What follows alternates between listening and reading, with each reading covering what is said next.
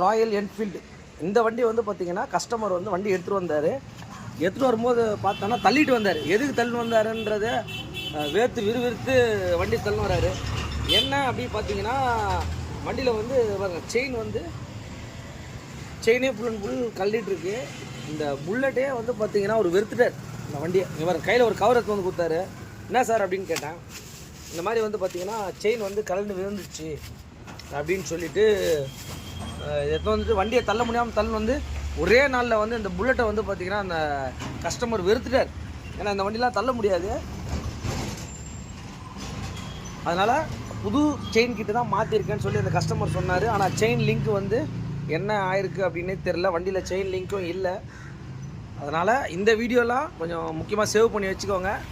ஏன்னா அந்த செயின் லிங்க்லாம் வந்து ப்ராப்பராக நம்ம செக் பண்ணி அதை மாட்டணும். இல்லைனா இந்த மாதிரி சின்ன சின்ன தவறுகள் நடக்கக்கூடாது. ஏன்னா ரிஸ்க் ஆகிடும்.